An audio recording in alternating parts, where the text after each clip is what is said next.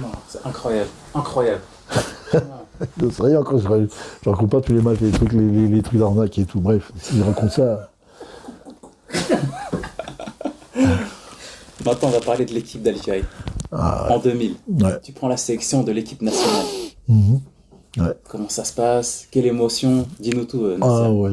Ah oui, ça vaut le coup d'en parler. Avec le recul, surtout maintenant. Ben, c'est simple, hein, c'est venu d'une histoire d'un ami, un grand ami à moi qui est décédé, Saïd Amimi, que je chéris dans mon cœur le plus profond, qui était un ancien un joueur international algérien et qui faisait partie d'une amicale des anciens joueurs pro là ici qui étaient sur Paris. Et il décide d'aller faire un match à Alger. Et je devais aller avec eux à cette période-là, avec les anciens là, pour aller faire le match. Et je sais plus, parce que moi j'avais un match de national ici. Et lui me kiffait beaucoup, hein, parce qu'il voyait le travail que je faisais, il venait voir les matchs. Et il descend à Alger. Donc il est avec les anciens pros, tu vois, là-bas. Et d'un coup, il y a le ministre des Sports qui s'appelait Deroise. Et lui, il l'accapare comme ça dans un coin, dans l'hôtel et tout. Il dit, j'ai appris que vous cherchiez un entraîneur pour... Ça devait être Scoblar qui devait prendre l'équipe. Madjer et Scoblar, je sais plus, une histoire comme ça. Et M. Desrois, le ministre, là, c'est un ancien entraîneur de handball qui a gagné je ne sais pas combien de titres de handball, Coupe d'Afrique, Jeux Olympiques, quart de finaliste. Il a fait des résultats extraordinaires. Et il lui dit, vous cherchez un entraîneur, j'en ai un. Il y a un Algérien et un vrai. Et il dit, t'as vu l'ancien entraîneur, il dit, oh, dis-moi qui c'est. Il fait, voilà, Nasser Sanjari. Et le ministre, il m'a dit après, quand il m'a dit Sanjari, je pensais à Yazid. Toi, ancien pro, là. Il lui dit, bah écoute, quand tu rentres à Paris, tu lui dis, je veux le voir et tout, vous descendez sur Alger avec moi et on va passer quelques jours ensemble, que j'apprenne à le connaître. Lui, il revient, il arrive là, il m'appelle, il me dit, viens voir, on mange, il me dit, voilà. Il me dit, je crois que tu vas aller au poste d'entraîneur. Je fais, ah bon, ils sont à la recherche d'un entraîneur. Il me fait, si, ils sont à la recherche et tout, ils veulent. Et ton profil l'intéresse beaucoup. Ok. Il m'a dit, il va t'appeler là. Même pas qu'il a fini, il appelle le téléphone au restaurant, on était, parce qu'il y avait un restaurant, mon ami. Saïd, le plus fort. Et donc, on discute un peu au téléphone, il me dit, voilà, venez, descendez à Alger, 3-4 jours. D'accord, on descend. On va sur Alger, et on arrive en 99, hein. Il y avait les événements, hein. Il y avait encore le problème de terrorisme énorme. Hein. Quand nous, on est arrivés, voiture blindée, hein. Quand on est arrivé au ministère, c'est-à-dire que les gardes du corps sont sortis avec fusil à pompe et tous les gens, ils étaient arrêtés, ils bougeaient pas. Et que nous, on sort un truc de ouf. Le mec, il me dit, si tu supportes pas ça. Hein. Et donc, j'ai appris à le connaître, l'ancien ministre. On est resté 3 jours, discuté longuement, jusqu'à la nuit, 2h, 3h du mat. On repartait, on venait. Il nous invitait, bon, il nous a ramené partout avec lui. Hein. J'ai vu, moi, des parcours de gens comme ça, importants, mais suivre un ministre au bled pendant les événements, je le fais une fois, je ne le refais pas 2 fois. Jamais j'ai vu une fatigue comme là-bas. Bref, c'était très très compliqué, parce qu'il y a une grande sécurité, une grande pression sur les ministres, qui fait que, voilà. Donc à la fin, il me dit, le dernier jour, il me dit, voilà, bah, vous proposez, voilà, tu choisis, il m'a dit, le président ministre, il me dit, voilà, tu choisis, tu veux être entraîneur en chef, tu prends, tu veux être adjoint, tu prends, tu veux être conseiller, tu prends un poste qui peut rendre... J'ai dit, ouais, bah, laissez-moi quelques jours à réfléchir. Je suis revenu ici, j'ai parlé avec mes frères, Jean. Ils m'ont dit, ok, il faut y aller. Moi, j'ai réfléchi. Je sais pas où où j'ai mis mes pieds. Hein. Et je suis revenu, j'ai dit, ok, pas de problème, on y va, monsieur le ministre. Et le lendemain, il fait une annonce à la télé. Pouf, c'est arrivé ici, il y a eu au moins 300 journalistes ici qui sont arrivés ici. Ici, là, dans l'ancien Club, tu te rappelles? C'était plein. Parce que t'es premier immigré, premier qui prend la sélection nationale. Mais moi, j'avais déjà mon idée sur l'équipe, hein. J'avais déjà fait mes plans et tout sur la comète. Je savais avec qui j'allais, donc j'avais demandé à mon pote Saïd Amimi de m'accompagner, de prendre Abdel Jadda, qui représentait pour moi, tu vois, entre les gens du bled, anciens joueurs, tu vois, qui est un équilibre entre les deux. Et nous, tu as vu, là-bas, faire attention au régionalisme, tout ça, donc on a fait attention. Donc on est partis tous les 3, hein. Dans cette grande aventure qui était monstrueuse. Qui est monstrueuse, parce qu'on a fait un truc, on s'est retrouvé au Brésil, au Brésil, il était là, Mouni, je crois, hein, avec moi, je suis pas sûr, il faudrait qu'il me demande. Et on s'est retrouvé au centre Clairefontaine brésilien, hein, à 100 km de Rio de Janeiro, en plein centre. Et c'est Blatter qui nous a offert tout ça, hein, tout ça. Et je peux le dire aujourd'hui, c'est-à-dire que sinon on aurait continué, comme on devait continuer, on allait en Coupe du Monde en 2002 au Japon, on y aurait été. Hein. Parce qu'on n'aurait jamais été dans la poule de la mort que l'équipe d'Algérie est arrivée. Parce que bon, ils nous avaient garanti que si on passait là, et comme la Coupe d'Afrique c'est le top niveau, tout ce que vous avez fait c'est le top, on passait. Mais comme il y a eu nos amis, les cocos qui étaient là-bas en place à Alger, qui ont foutu le bordel après la Coupe d'Afrique, puisqu'après la Coupe d'Afrique, il y a les matchs de Coupe du Monde, les 2 matchs qu'on s'est qualifiés, qui fait que... voilà, c'est dommage parce qu'on avait une équipe, franchement, normalement je devais récupérer Benarbia et je devais récupérer, comment il s'appelle l'attaquant qui était à Hambourg là, le numéro 9. Il y avait un attaquant comme ça qui était algérien, qui était là-bas, qui était intéressant, mais il y avait Benarbia. Faire le milieu de terrain, Moussa Saïb, Benarbia, Kraouch, Diri Bilal, ça... Ah, c'est un sacré milieu, là. Ça, c'était le rêve. J'étais un petit peu, tu vois, touché parce que quelques temps après, tu as vu, ils ont eu Madjer, 2001. Il a fait le match Algérie-France. Il y avait beaucoup de joueurs à moi dans l'équipe, là. Là je l'ai pas mal pris, mais... tu sais, le secret de Polichinelle, on en a pris 4. Hein. Ça a été quand même honteux. Mais bon, le match m'a... Je voulais pas y aller, mais bon, des amis qui étaient de l'ambassade sont venus, on a été ensemble. On a vu le match, on a vu... moi, j'ai vu Belbey, Rachid Djebali. Rachid Djebali, tu l'as pas connu, lui est venu après toi.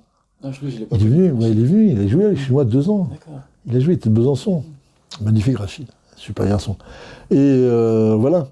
Donc, donc on s'est retrouvé là-bas au Brésil, dans des conditions... On a joué le Vasco de Gama, on a pris 7. Parce qu'on a joué le jour du... Écoute bien l'histoire, on a joué le jour du... le Ramadan. Et le jour du match, il a plu des orages au Brésil. Mais le match, impossible de le faire. Hein. Je suis arrivé sur le terrain, flaque d'eau, le mec fait non, il faut faire le match. On a joué Vasco de Gama, Romario, Edmundo, 8 joueurs de la sélection nationale. Moi, j'avais que des locaux. Tous les pros étaient encore en club, hein. Ils n'arrivaient pas après. Et donc, on a pris 7, 1, je ne sais plus, 7-1. On aurait dû, normalement le match aurait dû être, allez, 5-3, parce qu'on a loupé 2 pénaltys. L'arbitrage a accordé 4 buts hors jeu à eux.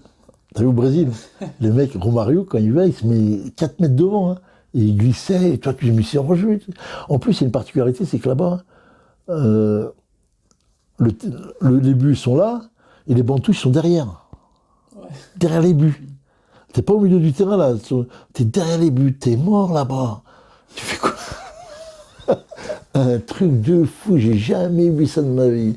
Mais bon, moi, le Vasco de Gama, ils ont joué Manchester United, ils leur ont mis 6-1 après, tu sais, championnat du monde des clubs. Je le dis à l'autre, t'as vu, nous on a pris 7, regarde le Manchester, ce qu'ils ont pris. Bah, tu vois, puis il y avait l'équipe de folie, ils avaient gagné, à ce moment-là, ils avaient gagné, tu sais, la Coupe du monde des clubs, là. Où là aussi, c'est un grand souvenir, parce que j'étais au fameux stade à Rio de Janeiro, là, à Sao Paulo. Comment il s'appelle le grand stade comment il s'appelle le grand stade du Brésil? Il y a 220 000 personnes. 220 000 personnes. Ouais, moi aussi, il m'échappe. Et on s'est retrouvés là-bas avec les... Google, s'il vous plaît. Et on avait Maracana.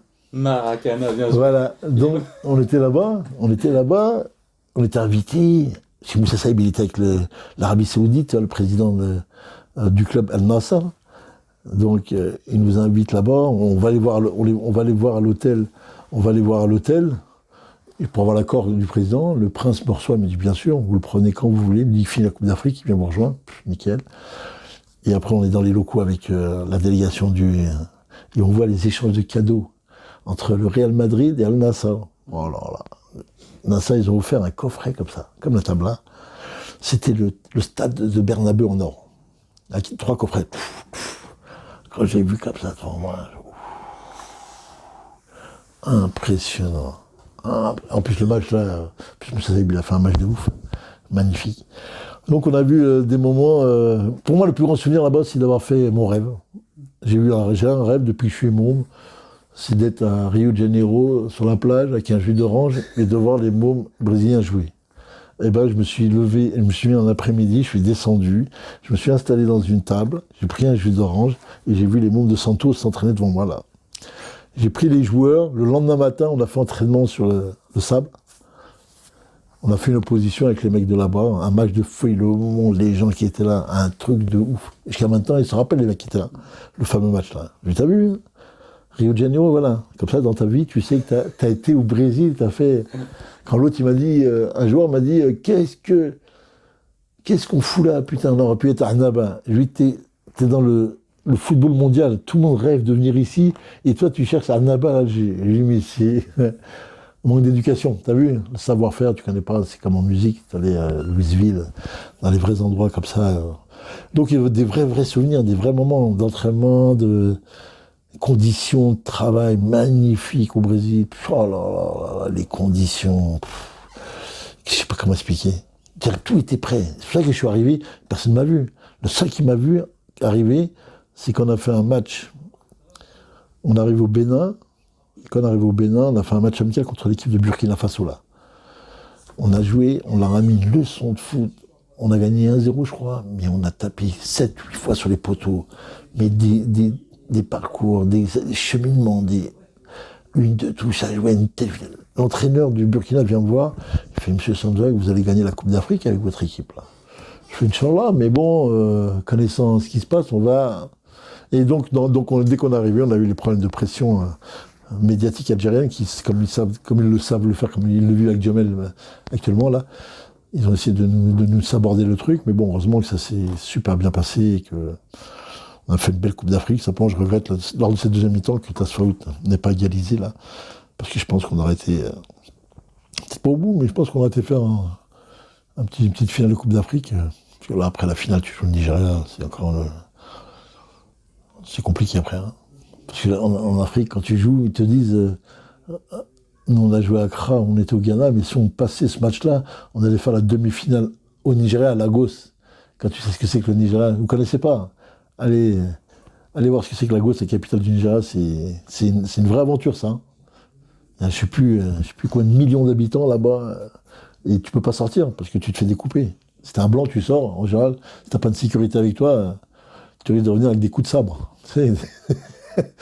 Donc tu dis, bon, à la pointe des pieds, il faut y aller gentiment. Mais bon, c'est des vrais grands moments de football que j'ai vu avec les grands joueurs. Moi, j'ai eu la chance de voir Eto'o devant moi, j'ai parlé avec lui, j'ai vu Marc-Vivien Fouet, qui est décédé, qui a marqué le premier but contre nous.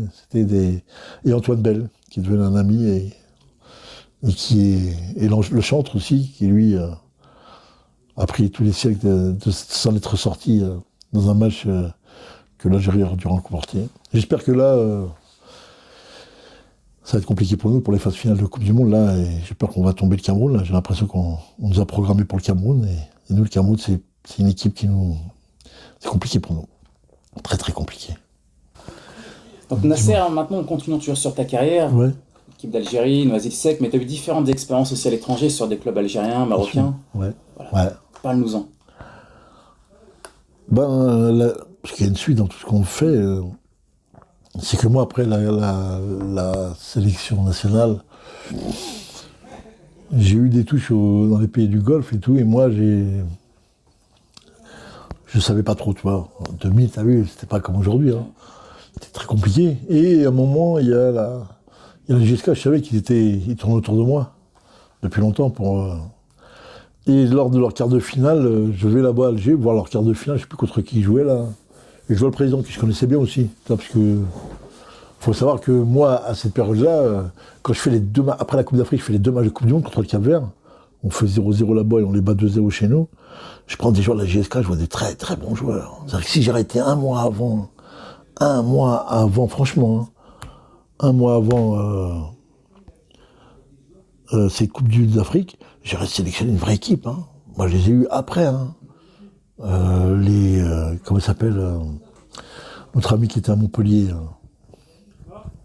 Belbey, Omar, sélectionné après la Coupe d'Afrique, t'as vu? Il y avait qui encore? Je sais plus qui j'ai pris encore. Il y avait Amaouche qui était là-haut, qui était un super joueur. Bref. Donc je fais la GSK là me demande de faire la finale de la CAF. Donc j'y vais en ayant comme par avant M. Khalef, qui était là pour s'occuper de la presse. Tu connais Mahdi Khalef, le mec qui a fait la Coupe du Monde 82 avec l'Algérie. C'est lui qui était là. Et donc on a fait une finale. Autant à l'aller, on était en Égypte et tout, à Ismaïlia, là, qui est devenu un grand club aujourd'hui, un grand club d'Afrique, où on avait fait 1-1, on avait égalisé dans des conditions de fou. Quand on était revenu, l'arbitrage de fou, il a signé un penalty, bref. Match retour, et Bachir, de ma vie, j'ai jamais vu un stade plein. T'as vu le 5 juillet? Ouais. Il y avait 100 000 dans le stade, et il y avait 300 000 dehors. Ça veut dire que nous, pour aller de l'hôtel au stade, il y a à peu près, peut-être du port, hein, 8 km. On a mis 3h30. Tout bouché. C'est pire que Paris. Tout bouché. Non, tu peux pas boucher, tu peux pas rouler, rien. Là, ils ont poussé pour faire passer l'écart. Impossible, mètre par mètre. Le stade plein. Déjà à 8h du matin, c'était plein.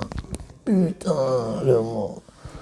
Et comme on avait la bonne fée avec nous, donc comme on a fait 1-1, 0-0 nous suffisait, donc je ne ferai pas les aléas du match, et on s'est retrouvé à 7 minutes de la fin où le Égyptien tape sur le poteau. Il tape sur le poteau on lui renvoie à lui pour qu'il la mette dedans, il tape le poteau, il se barre sur le côté. C'est-à-dire que le ballon, pour qu'il marque un 0, quoi, il te tue là.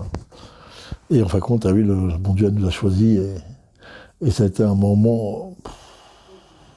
J'ai jamais vu un stade exploser. T'as vu les supporters algériens, ce que c'est? C'est voilà. trop. Voilà, ben voilà, t'imagines. Oh là là. Ça fait que 20 ans après, ben, jusqu'à aujourd'hui où je vais là, ils me racontent tout ça. Ils en sont là. Ils te racontent encore le poteau, les mecs. Hein. Tu te rends compte là, s'il ne marque pas, hein, s'il la met là, ouais. Et donc ensuite, voilà, on a gagné cette Coupe d'Afrique. Après, derrière, j'ai battu 4-5 clubs d'Alger, là, on nous a tapés. Après, je suis parti parce que j'ai eu des accords financiers avec le club, avec le président, qui moi, j'étais venu pratiquement pour rien. Et quand je lui ai dit, bah, si je continue, faut se mettre au goût du jour. Hein. C'est cacahuète, hein, bref. Comme il a, ouais, non, bah, hop, je suis parti. Et lui, il pensait pas que j'allais partir, je suis parti. Je le regrette beaucoup parce que j'avais une vraie équipe là, qui aurait pu aller gagner la Ligue des Champions africaine sans problème, hein, franchement. Hein. Et comme ils avaient un outil, ils l'ont massacré après. Bah, aujourd'hui, ils en sont là. Et après il y a quelques années là où j'ai repris le MOP de Béjaïa avec une histoire comme ça, parce que j'ai un pote qui était président et qui m'a demandé, ouais, viens, en plus on est en Coupe de la CAF, ouais. J'ai dit, ouais, on va voir. On y a été, on s'est pris au jeu. Et 3 mois après, on s'est retrouvé en finale contre TP Mazembe, mais avec des matchs phénoménals. Ah, des matchs à Béjaïa. Oh là là, le public, la ferveur du public algérien, tu vois, la vraie. Même Riraghi, qui est l'entraîneur de FUS de Rabat là-bas, il me dit, j'ai jamais vu de ma vie un public comme les Algériens. Ah, je comprends, moi, pourquoi tu gagnes les matchs. Ah oui, j'ai pu. Lui, t'es allé chez lui, il n'y a personne. Hein. Le Marocain, t'as vu, c'est tranquille. Nous, il y avait Hala. Et je vais te donner une petite anecdote, parce que très peu de gens l'ont, il faut le dire, parce que sinon... On marque un but à la 82e minute. Écoute bien ce que je te dis là. 82e minute, on marque un but où sur un coup franc, le ballon, t'as eu un magma dans les 6 mètres, le ballon revient, et t'as un joueur à moi qui frappe, et quand il frappe, elle tape le mollet du gardien et elle rentre. Tout le monde croit que c'est le but. À Béjaïa, hein, mais tu prends match aller. Tout le monde saute et tout. T'as l'Arabie, je suis non monsieur. Il invente un truc. Une arnaque. On fait le retour, 8 jours après, on a un Rabat là-bas. Il marque un but, eux. Il marque un but. Et il restait pareil, 8 minutes. Coup franc, tu vois, à peu près à ligne médiane, à droite, un peu plus, 10 mètres un peu à l'intérieur. J'ai mon joueur qui frappe, qui met dans le tas. T'as le ballon.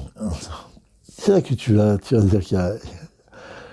Il y a duel là tout à l'intérieur, et d'un coup t'as le ballon qui revient aux 6 mètres, et il vient sur un joueur qui s'appelle Raha, il lui arrive dessus, il met pas de pied, le ballon touche le mollet là et il rentre.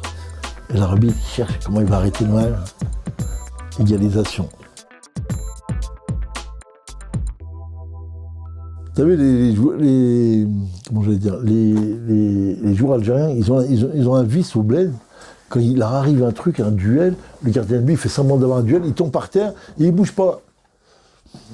Mais lui, il ne sait pas qu'on est en Coupe d'Afrique et que l'arbitre, c'est un Sénégalais, que je connais bien en plus, qui est, je sais plus comment il s'appelle, qui est encore là, qui est en activité. Pas Camara, je sais plus. Et lui, il reste allongé. Et l'arbitre, il jouait. Quand le ballon, il frappe, le mec vient, il frappe sur le poteau. Le gardien, il est allongé.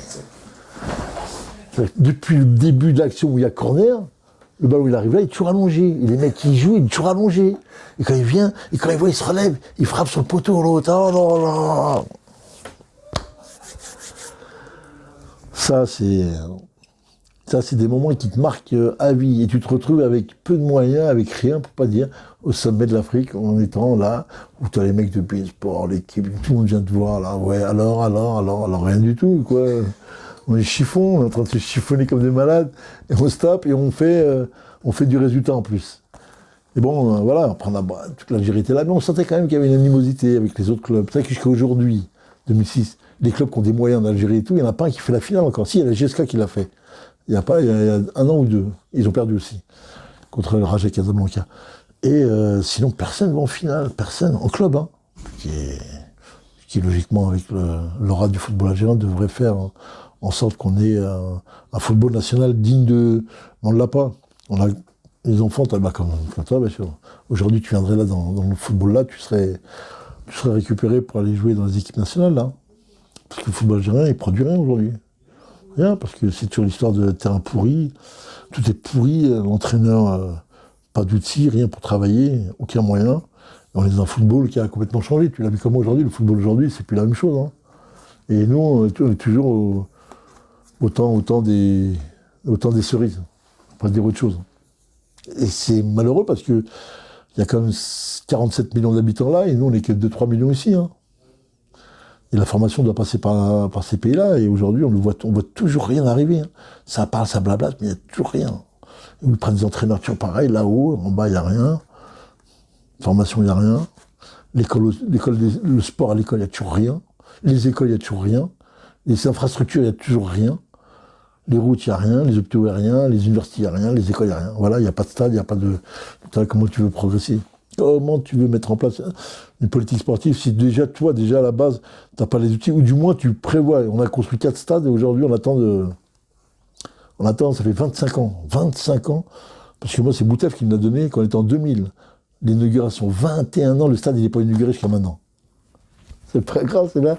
Manchester, ils ont eu Arsenal, ils ont 2 ans, ils ont changé un stade tout neuf. 2 ans.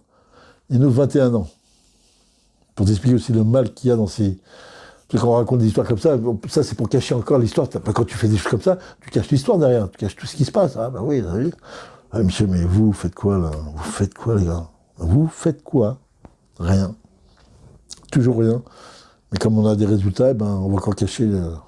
Au moins, j'étais au Maroc, toi, pour parler un peu du Maroc. Husima, belle ville, magnifique ville. Stade, ils ont voulu construire un stade en même pas 3 mois, ils ont démonté le stade. Et nous, on était obligés de jouer à l'extérieur. Ils remontaient un stade et en 1 an, ils l'ont fait là, ils m'ont dit magnifique. En 1 an. Moi, là-bas, il y a des projets, il y a des choses. Moi, j'étais à Agadir, Marrakech, c'est le stade que j'ai fait. Agadir, c'est le Stade de France. Marrakech, c'est le Stade de France. C'est le même. Magnifique, tout. Putain, quand je suis rentré dans les vestiaires et tout, oh là, il n'y avait pas autant de monde qu'il y avait au Stade de France, mais il y avait les conditions. Tu vois que les conditions sont là. Vraiment, de travail, ils sont ici. Après, on peut parler comme on veut, hein, derrière. Eux, ils ont les conditions de travail, ils sont là. On ne parle pas que du sport, même dans d'autres domaines. On va pas tout développer, quoi. J'aimerais aussi qu'on parle également... Je ris parce que je dis, t'as une liste, elle est longue. Non. Il y a tellement de choses à raconter sur ton parcours aussi. C'est incroyable. Ouais, il y a des choses sympas. Les médias. Je sais que tu interviens de temps en temps pour les médias. Ouais. Parle-nous de ton expérience. Bah moi, j'ai fait... je travaille pour Canal, pour la Coupe d'Afrique. J'ai fait aussi pour l'équipe TV, là. C'était bien, c'était des contrats à court terme, sur des trucs précis. Du moins, ils se sont dit, tiens, il y a un référentiel dans le monde des Arabes qui articule un peu la mâchoire, il parle un peu, donc on va l'inviter. Non, c'est Radio Beurre, j'ai une grande histoire d'amour avec eux, parce que ça fait quand même depuis 2006, 2008.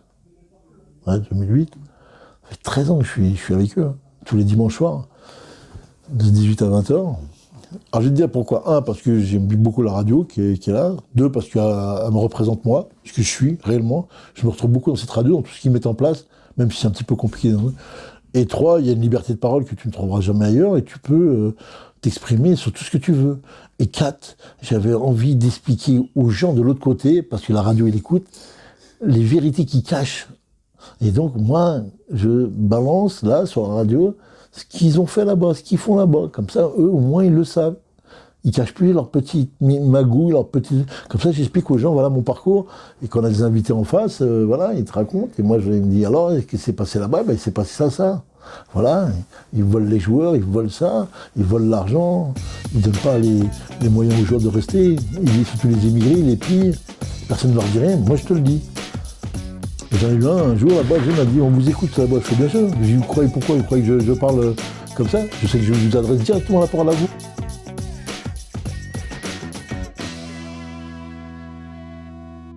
Compliqué, hein? Ah, moi je connais pas tout ça. Je sais. Au Maroc, non. Au Maroc, tu vois, même s'ils ne te payent pas, ils ont une caisse là-bas, et à la fin de l'année, ils te donnent tes salaires. Hein. T'as pas de souci. T'as Arabie, t'as une télévision arabe là-bas qui paye. L'argent vient dans la caisse de la Fédé marocaine, et ils te payent ce qu'ils te doivent. Vraiment. Pas de souci. Il y a des entraîneurs qui veulent aller entraîner au Maroc, qui est 1000 fois mieux que l'Algérie, bien sûr. Même si aujourd'hui, on sort des noms des joueurs, des entraîneurs, là, bref. J'ai 2 questions pour finir, Nasser. Vas-y, super. Première question, est-ce que tu aurais vraiment un conseil à transmettre aux éducateurs, aux jeunes joueurs, par rapport à toi, ton vécu? Ouais.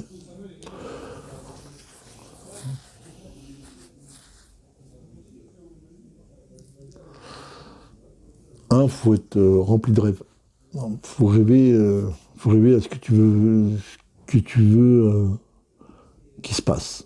Mais vraiment, il faut le construire, ce rêve-là. Si tu n'as pas ce rêve-là, si t'es pas cette ambition d'aller chercher, pas dire le top niveau, parce que tu vois, mais l'idéal pour toi, ce que tu as toi, et pas avoir peur de rêver, ça c'est la première chose. Ça, je pense que ça m'a nourri beaucoup, moi, ça. Le rêve, d'accéder dans le monde professionnel, d'être là-haut, de montrer qu'on est là, de construire un outil comme on a construit là, c'est parce que je le rêvais depuis longtemps, tu vois.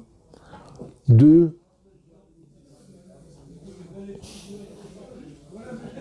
faut rentrer à la maison à 20h le soir. Hein. Non mais sérieux, hein, ce que je dis là, je plaisante. Si tu veux ambitionner, moi quand j'étais joueur, tous les samedis, jamais je sortais. Jamais, parce qu'il y avait le match le lendemain. Impossible. Et c'est pareil quand tu es éducateur, là.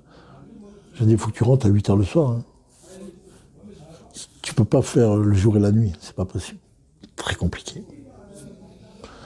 Il y a un ami qui disait, les paroles de la nuit ne voient pas le jour. Je dirais que aujourd'hui, dans ce monde où on banalise tout, la personne qui est capable, de se créer ses rêves, et 2, sans vouloir être dans les formes, oui, il faut travailler, il faut être là. Non, c'est pas. Il y a des opportunités qu'il faut savoir saisir. Surtout, il faut avoir un projet, j'allais dire un projet réel qui est possible, et un projet dans ton rêve. C'est quoi ton rêve? Moi, je vais jouer à Manchester. Non, tu pourras pas jouer à Manchester. C'est clair, net. C'est pas un rêve, ça. Que tu me dises, que tu me dises, je veux jouer, je peux jouer dans une Ligue 1, ça c'est possible. Alors, comment on fait? Eh ben, tu vas partir à l'étranger déjà, tu vas aller dans des clubs comme ça, tu vas partir et tu vas passer dans d'autres réseaux. Ce qu'ont fait beaucoup de joueurs étrangers en Algérie, français.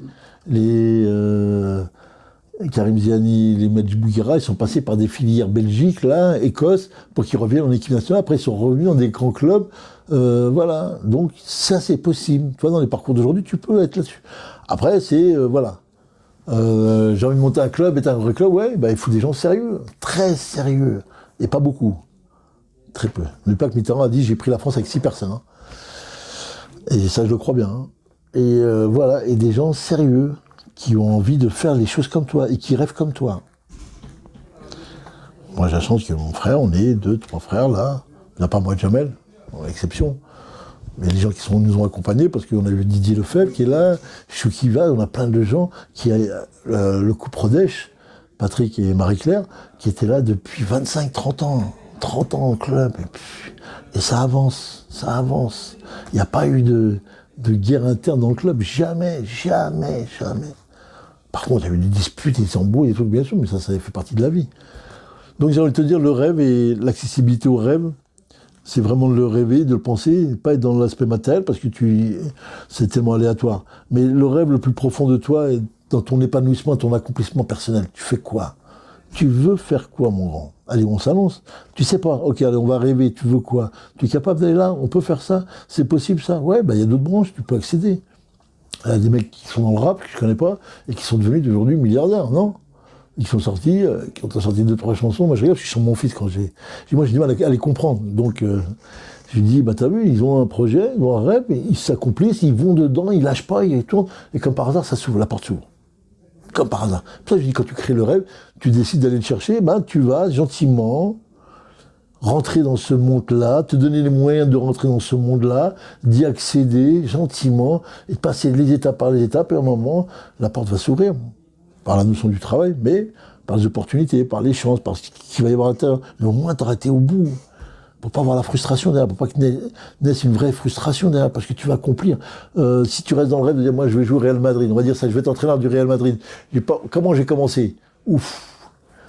Non, impossible. Par contre, si je me dis, tiens, je peux entraîner du haut niveau, ouais, je peux entraîner du haut niveau, ouais, ben, je vais commencer par peut-être l'Afrique ou peut-être par la Belgique. J'ai des amis là qui me disent, ouais, voilà, tu peux commencer là, il y a des clubs là qui vont te demander, des 3, des 2, tu fais tes preuves, tu passes là, et de là, ça passe là, tu mets un agent qui te fait parler un peu, tu connais, tac, tac, et d'un coup, un club va dire, c'est comme les prestations, t'as vu des sportifs que tu vois qui passent par le biais de la télé et qui trouvent des clubs, tu vois. Et d'un coup, il se retrouve en Ligue 1, l'autre sur le banc de Ligue 1. Ah oui,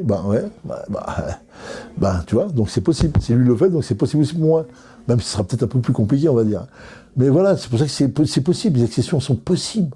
Après, nous, c'est commun. C'est-à-dire qu'on a un nom, on a une famille, nous, on a un neveu, il y a des gens, parce qu'on a construit un vrai outil. Dans la ville, nous, on a su donner, on a résorbé toute la délinquance, pratiquement la grande délinquance qu'on avait dans cette ville-là, elle n'existe pas chez nous. Parce que nous, on a les 15-18 ans, on a 900 mômes, on a 250 d'entre 15 et 18 ans. Et dans tous les autres activités, ils ne sont pas là. Ils font pas. Les 15-18 ans, il n'y a pas de basket, il n'y a pas de handball, il n'y a pas. Les gens ont peur, ils ont disparu. Voilà, ça, c'est des vrais résultats qui pèsent dans la discussion, on va dire. Mais voilà, je me dis. Après, il faut jouer au loto un petit peu gentiment, tu vois. Tu te dis, tu vas choper j'entends les chiffres, là, je suis mort de le 14 millions, le 12 millions, excusez que ce truc-là. Mais bon, si tu les grattes, c'est bon, tu investis au club et on va se trouver. Non, c'est bien parce que ce qui est bien derrière, c'est que ça construit tout. Et ta vie, ton épanouissement, ta vie sociale et affective, il y a tout. Dans un club de football, il y a tout. Il y a tout. Du matin au soir, t'es là. T'es pris, tout le temps. T'as le match le samedi, t'as le stress, l'adrénaline. Tu perds, tu souffres, tu cries, tu hurles, tu gagnes, t'es heureux, et tu fais vivre les gens à l'intérieur, tu vois. C'est pour ça que le football est tellement magique. Je peux pas expliquer à quel point il y a cette passion qui est née. Et moi, je me pose sur la question, les gens qui font pas du football, qui n'ont pas une passion, comment ils font pour vivre? Mais sérieux, hein? Tu fais comment? Les gens se passent une musique, le théâtre, le truc, ils passent leur temps dedans, ils courent là-bas, dès que c'est fini, ils passent là. Le mec qui est passionné de football, nous on a perdu beaucoup de générations de personnes âgées, tu vois, qui étaient français, tu vois, qui étaient là dans les tribunes tout le temps, ils sont partis, décédés par les années. C'est là aussi que je me suis rendu compte que les 20 dernières années, je les ai pas vu passer. J'ai pas vu passer, je sais plus. Depuis 2000, là, jusqu'à 2020, là, je sais pas ce qui s'est passé là, les 20 années, là. Ça a passé tellement vite. Ah, tu te rappelles 2005-2006, hein, c'est comme si on est là. Quand je te regarde, j'ai l'impression qu'on va s'entraîner, on va à l'entraînement. Aujourd'hui, en 2021, c'est-à-dire que bientôt, il y a 2030, il y a 2040. En 2040, on aura 80 piges. Et voilà, c'est pour ça que quand tu as affaire à des garçons qui sont dans le matérialiste, qui l'argent appelle l'argent, et qui appellent l'argent et qui donnent l'argent, étant dans une logique économique d'argent, du palpable, comment tu veux créer des affaires d'honneur, des affaires de parole, des relations affectives, d'amitié? Comment tu peux, puisque tu construis ça sur du sable? Parce que l'argent, si toi tu donnes plus, il va s'en aller, lui. S'il lui donne plus, il va s'en aller. Aujourd'hui, pour 5 euros, 10 euros, t'as des mecs qui changent de club. C'est compliqué d'être dans ces logiques-là. Hein. C'est très compliqué, les gars. Pour moi, hein. Moi, je parle, pour moi, ce que je vois, c'est des questions que je pose. Hein. Comment vous faites? Comment tu vois des mecs qui embrassent des maillots, là, comme ça, et tu vois qu'un mois après, il a changé de club, il est parti de l'autre côté. C'est aussi ça, la société qui propose, hein, de consommation, ce qu'elle nous propose aujourd'hui. Hein. On est là-dedans. Hein. Donc les jeunes sont aussi là-dedans. Dans des réseaux, on est là en train de communiquer. La relation humaine, il y a le plaisir de vous avoir ici. C'est pas un plaisir d'être ici, d'être ensemble. Ça s'explique même pas. C'est compliqué de voir les gens, hein, aujourd'hui. Hein. Par mail, par SMS, par portable, par là. Quand tu m'as dit je viens, c'est un grand plaisir. Tu m'as fait un honneur là, d'être c'est ici. moi qui ai un Non, honneur. non, mais moi aussi. Te recevoir ici, bien sûr, c'est au nom de notre passé. Voilà. Donc c'est compliqué d'expliquer tout et son envers, si ce n'est que la société a pas tellement vrille aujourd'hui, pour moi, sur la notion de certaines valeurs. On essaie de racheter des valeurs à travers la presse, les médias, les trucs, qu'on en a rien à foutre, c'est du vent. Tout ce qui se passe aujourd'hui, on le voit arriver. C'est-à-dire qu'il y a quelque chose qui va se passer là. Ça va au taquet là, on est au taquet. Donc on demande aux jeunes, voilà, ouais, lui aux jeunes, il faut que je lui donne les notions de valeur de nos parents qui disaient que voilà, le travail paye et tout. C'est faux. C'est faux aujourd'hui. T'as des gens qui vont gagner de l'argent en faisant des choses sans faire d'efforts. Tu vois? Un peu comme, t'as vu, les réseaux sociaux développent des espèces j'allais dire, de start-up dans n'importe quel domaine. Le mec, il fait un logiciel, il fait un truc, tac, il le vend, il gagne des millions, mec. T'as vu un peu les start-up? Tu dis, c'est quoi ça? Eh ben voilà, mon coco, c'est ça aujourd'hui. Tu fais ça, tu peux gagner. Ah, d'accord. Tu crées un logiciel, tu mets un petit hop, tu mets dedans, ça part, ça marche, ouais, c'est bon, voilà, monsieur, combien je le revends? Ah ouais, ça roule. Donc c'est possible. Donc c'est compliqué pour nous de dire au mec, voilà. Donc moi je préfère parler, t'es un rêve, va chercher ton rêve déjà, et donne-toi les moyens de ton rêve. Et ça veut dire, allez, va le chercher gentiment, même si on sait qu'accès de rêve, c'est pas bon. Mais il faut se donner comme outil un rêve qui te fait avancer, voilà. J'ai envie de monter, j'ai envie de gagner, j'ai envie d'être là, j'ai envie d'être compétent, je rêve d'être compétent dans beaucoup de domaines. Il y a des cours de communication aujourd'hui. Il y a tout aujourd'hui. En formation, il y a tout ce qu'il faut. Hein. Incroyable. J'ai... Une dernière question. Là. Vas-y, on partons. Ah, c'est bon là. On a fait Qui souhaites-tu que j'interviewe lors du prochain podcast?